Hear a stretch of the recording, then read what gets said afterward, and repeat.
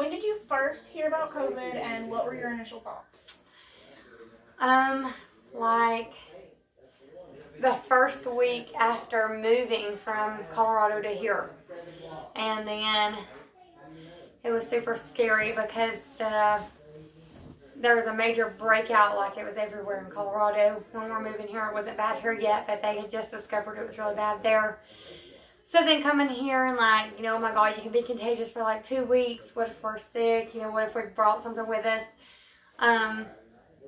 But then getting here for the kids to be so excited to come to Alabama, get here and literally everything closed. And so they think Alabama's the worst place ever because you can't go anywhere. That's rough. Alright, so just in general, do you want to talk about, what you've gone through, your experience from the beginning? Well, mainly, like I said, just the kids not getting to go anywhere or do anything. They think Alabama sucks for the longest because they're not understanding that it's because of the coronavirus. It's really scary, with everybody.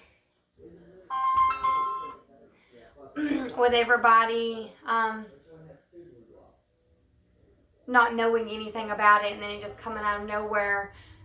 So nobody's really sure what to expect, or, what could happen, really how bad your symptoms might be if you do get sick. In the midst of all that, with schools closing, daycares closing, and parents still having to work, I still had to work, and, the kids couldn't go to school. My youngest daughter's daycare closed, so I'm trying to work from home, doing medical billing. Kids are not supposed to be heard in the background for HIPAA, so it's kind of hard to keep a 4-year-old and a 6-year-old quiet all day while you work. So then it resorted to me having to send my kids to stay the night with my in-laws, their grandparents, sometimes 2 to 3 nights out of the week, because it was too far by the time I got off work for me to actually be able to go pick them up and come back home. It would have just been pointless. And for me to start work the next morning, so we would have literally just got home, put them to bed, just to have to get up way too early the next morning and take them back. So I went from them staying the night, gone maybe once a month, to like 3 nights at a time out of the week, which was not good for me. That made me really depressed, not getting to see the kids, still having to work and take care of everything. And the kids would be begging to come home. So it was a really big deal, for sure. Would you say that it affected your relationship with your kids? Would it make you any closer, It made us enjoy the time we had together more, because you definitely learn not to take everything for granted. It did affect our relationship kind of for good and bad. Obviously 4 and 6-year-olds can't understand why they can't come home when they want to. At first, we get to spend multiple nights with Nana, and then after 2 weeks of that, they're like, okay, Mom, we want to be home more. So they were starting to miss being home. I was missing having them home. And then I kind of, like I said, just got in a depressed mind state where it was almost hard to even enjoy things when they were home, because I was just depressed at that point, and just being stuck in the house, not getting to go many places, that was, affecting my moods and stuff, along with theirs. They were going stir crazy in the house. So, definitely not an easy time. So what kind of, after the quarantine, once you got back to sort of going to normal, what differences were there in like your daily routines with the kids, getting them ready and stuff? What's changed?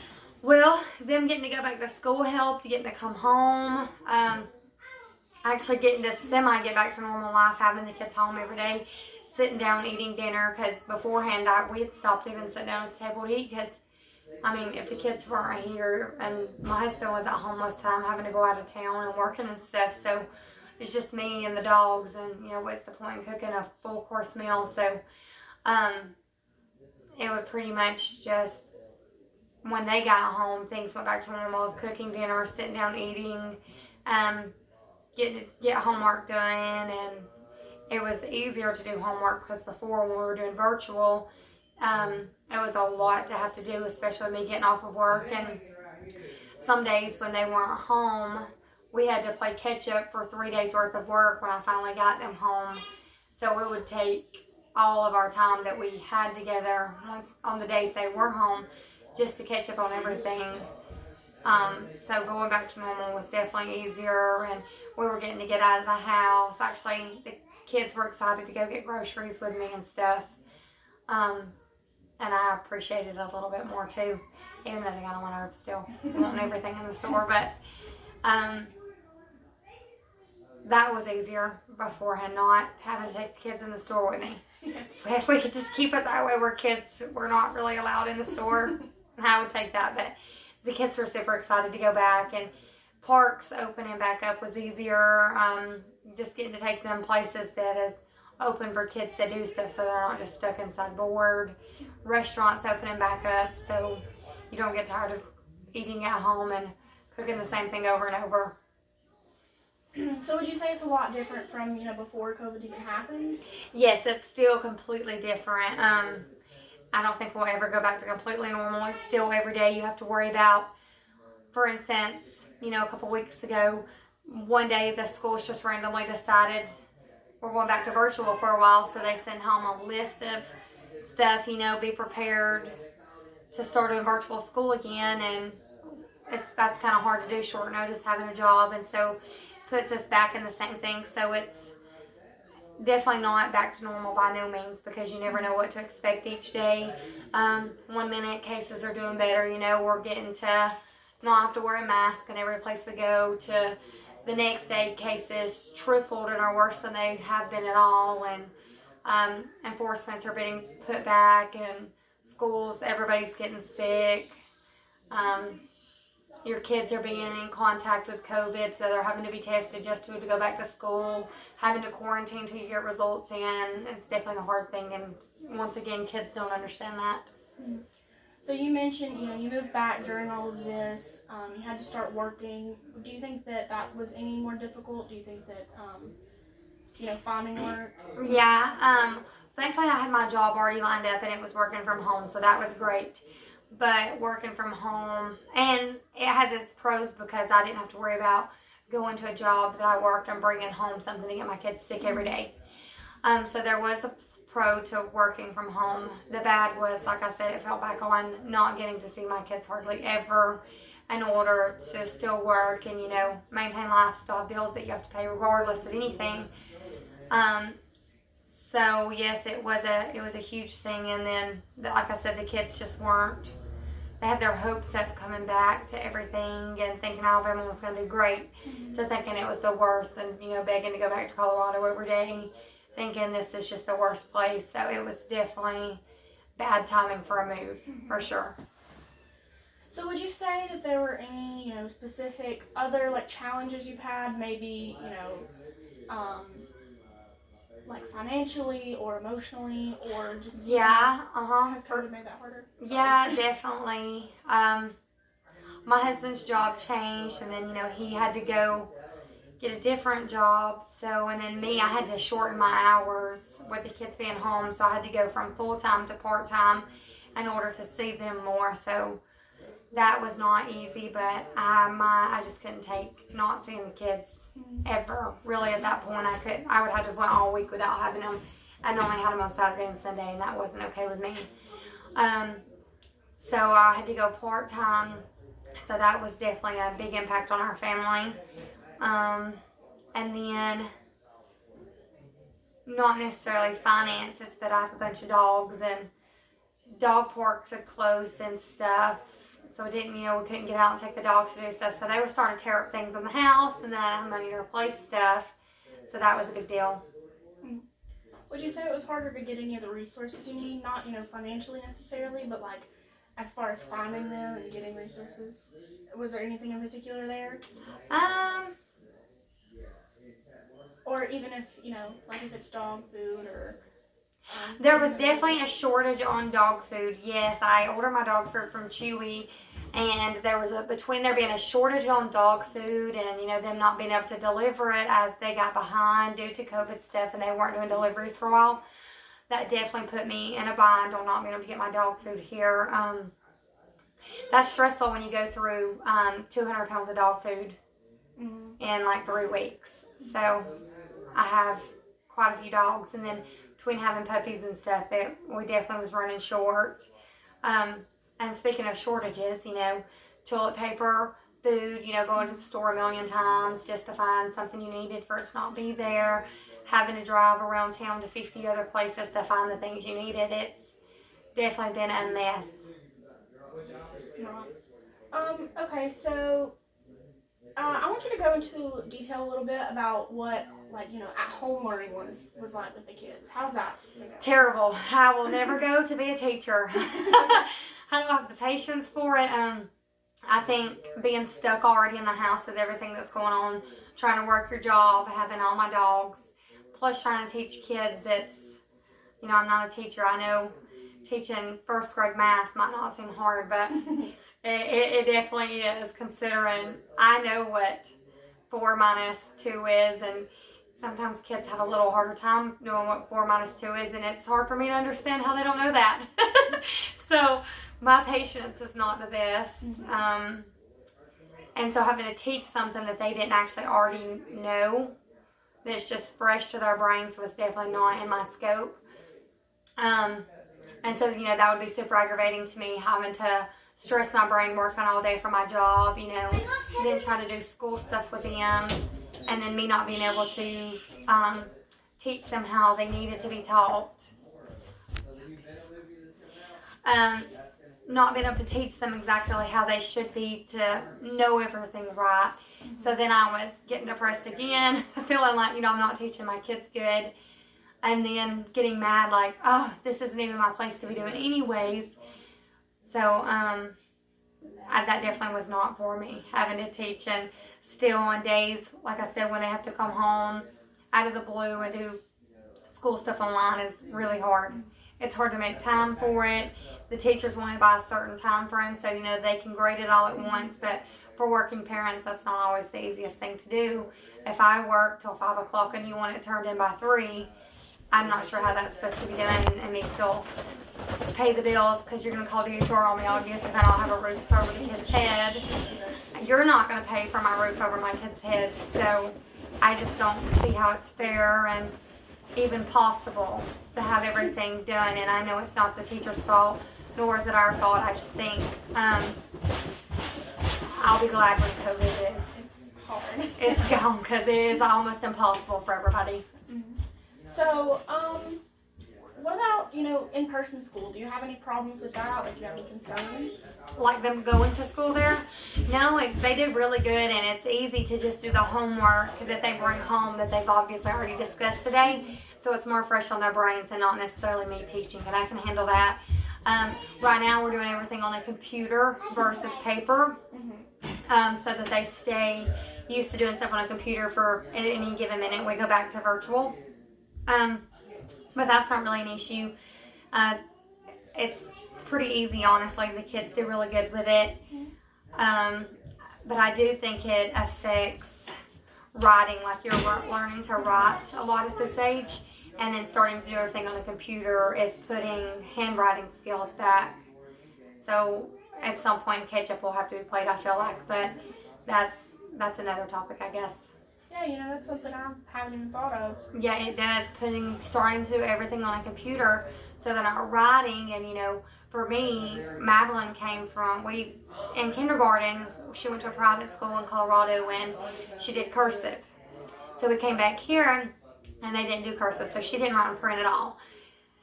So we got here and schools closed like 2 weeks after we moved here. So she had no practice really doing print. So this year, she's really been having to work still on writing and print and not in cursive, and they're trying to make her just quit writing in cursive at all, because she's not supposed to do that, and it's not what they want. So it's really putting her even more behind now, because she's in the middle of having to stop writing in cursive, so she's kind of forgotten some of that, I guess, and trying to learn to write and print. So it's a big mix. It's just a mess, I feel like. So she's getting a little more behind on that, which is definitely not good, I don't feel like. So do you have are you really concerned about, their health with in-person school? Do you have concerns? Not necessarily the kids, no, just for the fact that I guess kids aren't really getting it. I've not really heard of any cases of little kids getting it. I worry more about them getting strep or the flu at school, but it is kind of worrisome that they might bring something home. However, it's no more of a worry than me having to go to Walmart to get groceries to bring to feed us all. So I feel like you're at risk either way. So I wouldn't say school bothers me as far as sickness, because hey, the more sick you get, I guess the more you build your immune system and you're going to get less sick later on. So do you think you'd prefer in person over online, in our Yes, state? yes, going to school for sure is much better than having to do it online. I feel like the kids learn more as well, and not near stressful for the kids or the parents, and everybody's kind of getting a break from each other that they need, actually learning things correctly. So it's a much better thing, I feel like. Okay, so when a vaccine is released, if it's released, will you take it and will you give it to your kids? No. No? I like to say they'd put me in jail first, but I think if they're like literally going to put me in jail, I'd probably get it. As far as for my kids, I don't know. I hope they don't make it mandatory for kids. I would feel really bad to put something in my kid's body that has obviously no, what's the word? Well, obviously they're rushing it. So Right, so then they don't really know anything about it. They're just hoping. I get emails where they're asking for volunteers to take the vaccine to see how it works.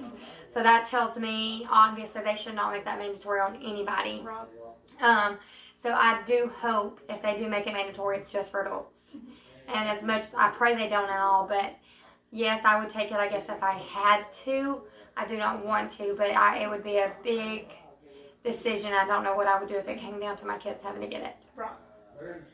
Well, that's fair enough. Did you have that, issue, that kind of doubt before, or was it something that came up, specifically with COVID? Like, is that for vaccines? Mm-hmm. Yeah, we fully vaccinated. I don't do the flu shot either, just because I've gotten it myself before growing up, and I always, if I'm gonna get it, I get it. If I'm not, I don't. I don't think it's ever had anything to do with the shot, because there's been years I got the shot and got it.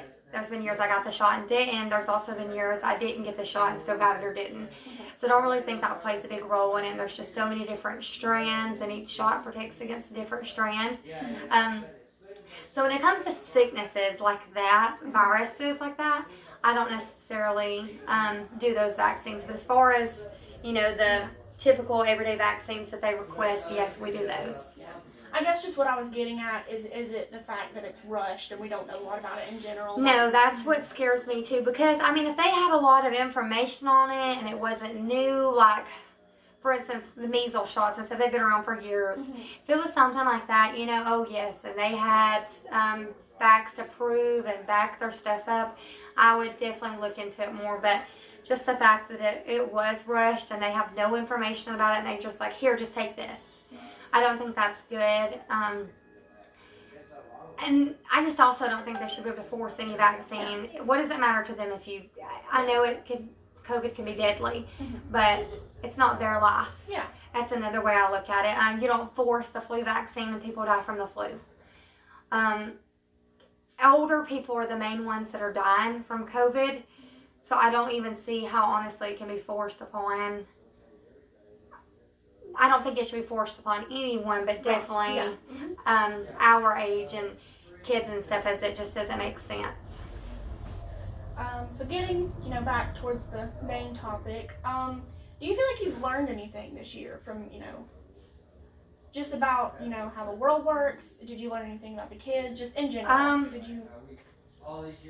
I think people are absolutely crazy and will fall for anything. And that's one thing. I think the world is like a puppet on a string. Everybody, I just feel like they let the government take way too much control. I don't think COVID should have impacted us humans the way it has, by no means. The flu has never done that, and I know, like I said, COVID can be worse for certain ages, and it was like wow when it came, but I think they definitely have taken it overboard. And I feel like at some point everybody's going to get it regardless. Like, for instance, here in our county right now, just in the last month, it's gotten really, really bad. And it's been around since March. That being said, and it had gotten really good for a while, like to the point, like I said, things were easing back up. I think everybody's going to get it before it's over with. And whether you're really sick, whether you have hardly no symptoms, That's unknown, but I think everybody will end up getting it, so there's no point in just doing all the crazy stuff and shutting things down. And there's just no way to fully avoid it. We have to go out, we have to work, we have to go to the grocery store and get things we need. Life doesn't stop just because of a virus or anything. I mean, it could be something worse than at the end of the day, you're going to die from not eating before you're going to die from COVID. So you still have to go out and do your normal daily activities to maintain life, to even be able to live. So I do think it showed that the world is okay with just being told what to do. I know I'm not a person that has problems following rules because I don't mind at all, but I just think it was a little crazy how everybody completely freaked and just stopped, you know what I mean? And me, I'm a firm believer in, like I said a while ago, you're going to get sick, you're going to get sick, you're just going to build a better immune system. If you do get sick, just do what's right and don't go out and get everybody else sick. And, you know, I think everybody's like, oh, you need to quarantine if you have COVID, but you shouldn't be going out and going to Walmart if you have the flu. If you have the bad sniffles and you're feeling really under the weather with maybe a low-grade fever, you don't need to be going to Walmart anyways. So why does it matter if it's COVID or if it's the flu, strep, or even sinuses? You know, you never know when. Most adults don't have the money to just go out and go to the doctor, so you never know really if you just have a little cold, if you have sinuses, or if you do have something that could be contagious. So you should be careful anyways. And me, I don't let my kids crawl over me and get in my face. The only difference with that is with COVID, you're supposed to, I guess, completely quarantine another room. So that's a little difference. But as far as like going out and the things that they've changed, I think was nuts and was common sense anyways, because you shouldn't be going out if you're sick anyways. Well, okay, that's one of the questions I was going to ask. I was going to ask, you know, do you think the virus has been dealt with properly? What would you change, and what wouldn't you change? You know, what? Well, I thought people should be smarter and have realized all along if you're sick at all, don't be going out. So it's completely blew out of proportion for this virus in general. Because why don't we make a big deal about any other virus that is a big deal? Kids actually do die from the flu, not every day and not a lot of cases, but so why is COVID such a big deal to kids and school and stuff, but yet we still let school go on with the flu when it's a higher chance that kids can die that way?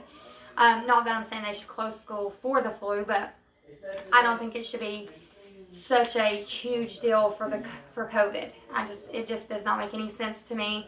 I feel like if people took precautions how they should on other viruses anyway, this wouldn't have even been such a big deal. It's common sense to not do some of the things that there's guidelines on, and the reason it's so strict and crazy is because people didn't listen anyways, and just sending your kids to school sick anyway. So that's why I feel like they kind of hammered down on it, worrying about things, but it wasn't such a huge deal in my opinion.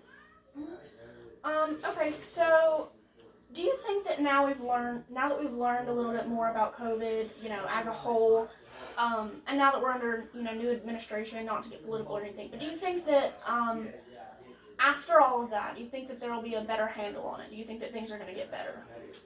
No, I think things are absolutely crazy, and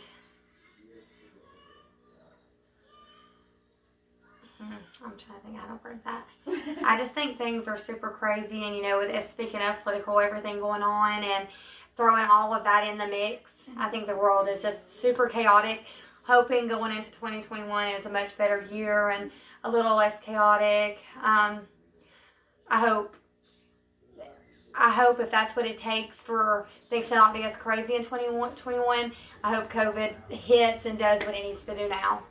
Regardless, I mean, I just hope it takes its rounds and does what it needs to, so that it is a more fresh start going into 2021.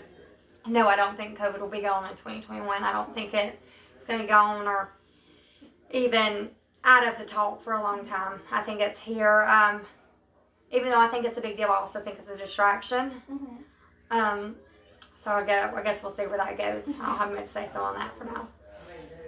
Do you think, historically, 100 years from now, per se, do you think that it'll still be a big issue, or do you think that it'll just last as like a memory for all 100 people years? that experience? Um, I'm talking, things like the swan flu when it first, influenza, things Yeah. like that. I think this virus for sure will just be a quick thing. I definitely don't think it's going to be a huge thing for years. And even if it does stay around and hit peaks at certain times, at some point it'll be like the flu. It peaks in the cold months. Just right now that it's getting bad because of the cold months, and it survives, and it goes better in the colder months. Do you think that with everything going on now, that's going to affect how we do things in the future? Like, do you think any of the mandates that have been put in place are going to stay? Perhaps, you were talking earlier about how your kids not learning how to write. Do you think computers will be anything like that? That's a hard one to say. I really don't know, just because things are so back and forth right now. It's just been all over the place this whole year. Nothing has been steady. Mm-hmm. So I really have no answer on that, just for the fact that it is all over the place. There's no way to know.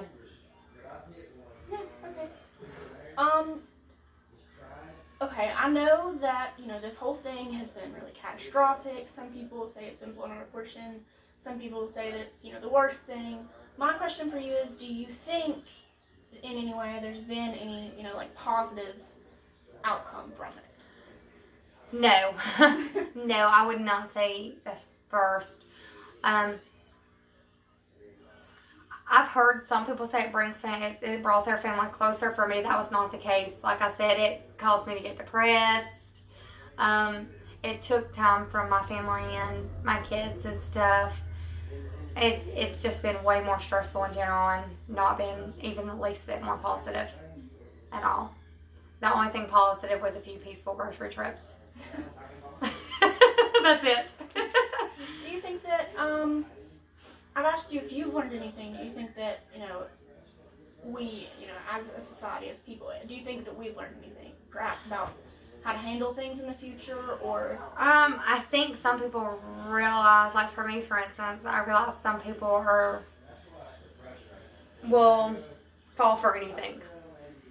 And I don't say that as, like I said, COVID is nothing by no means, but I do think some people took it too far. And I also think some people just don't like rules. Yeah. And are just plain stubborn and ridiculous. But any legitimate lessons, things learned.